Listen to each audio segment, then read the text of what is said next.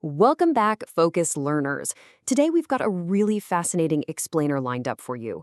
We're digging into Numbers chapter 31, and honestly, it reads less like a traditional ancient story and way more like a meticulously detailed and, frankly, often brutal military after-action report. So let's jump right into how antiquity handled the grim logistics of war. Okay, let's dive into this. When we picture ancient conflicts, we usually imagine these chaotic, completely disorganized battles, right? But what actually happens immediately after the dust settles and a holy war is won? Well, it turns out the answer is a highly structured, incredibly unyielding logistical reality. Which brings us to Section 1, the War Against Midian, 12,000 troops versus 5 kings. It all kicks off with this perfectly balanced divine draft. They pull exactly 1,000 men from each of Israel's 12 tribes. These 12,000 troops deploy and execute a remarkably swift, devastating campaign. They take out the 5 kings of Midian, along with Balaam, capture the inhabitants and their massive flocks, and literally burn every single city and castle to the ground. We're talking total capture and total devastation here. Moving right along to Section 2, Aftermath and Purification, the strict laws of return. So the victorious soldiers return with all this immense spoil, but they are abruptly stopped right outside the camp. Moses is furious. He issues a harsh, unyielding command regarding the captives. The text points out that because the Midianite women had previously led Israel into a deadly plague at Peor, severe retaliation is ordered. In a grim reflection of ancient warfare, only the young women and virgins are kept alive as captives. It's a stark, deeply unsettling reminder of the unvarnished realities of ancient conflict.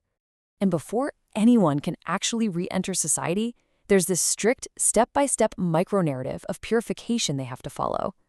First, the soldiers must wait outside the camp for a full 7 days.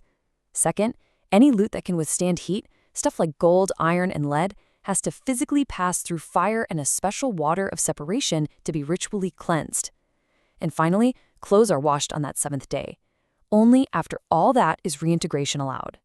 Now, for Section 3, dividing the spoils, the mathematics of loot. With the purification complete, the macroeconomics of the victory really takes center stage. And this brilliantly illustrates how the leadership handled an unprecedented influx of wealth. They split it exactly down the middle. 50% goes to the 12,000 combatants who actually fought, and the other 50% goes to the civilian congregation of Israel who stayed behind. Just wrap your head around this massive data dump. We're looking at 675,000 sheep, 72,000 cattle, 61,000 donkeys, and 32,000 human captives. The sheer exact scale of this ledger is just staggering. Every single category of living property is mathematically halved right down to the very last unit, making absolutely sure there's an identical distribution between the soldiers and the civilians. It really frames the stark human cost of the era strictly by the numbers. Now, from this split, we see the immediate implementation of an ancient taxation system. The soldiers, the ones who took on the physical risk, they're required to give a tribute of 1 in 500 from their half to Eleazar the priest.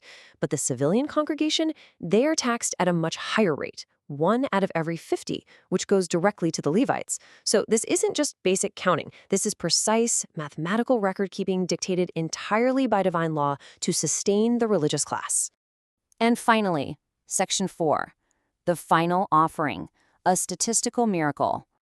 So the commanding officers approach Moses after doing a thorough head count of their returning men. Now, what's really interesting about this is just how impossible the resulting number seems. 0. Out of 12,000 armed soldiers sent into a brutal war of total devastation, the captains report to Moses that not a single Israelite man is missing. Exactly 0 casualties.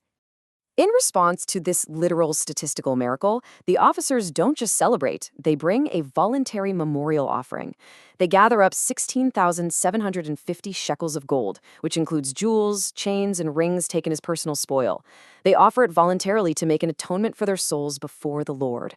It is an incredibly profound act of gratitude and reverence after surviving the horrors of battle completely unscathed. Ultimately, the crucial takeaway here is that this text is way more than just some ancient story. It's a meticulously documented ledger of life, death, and economy. It really asks us to consider, how does precise mathematics reshape our understanding of ancient divine law and warfare? I'll leave you to ponder that question as you explore the history more on your own. Keep learning, and I'll catch you in the next explainer.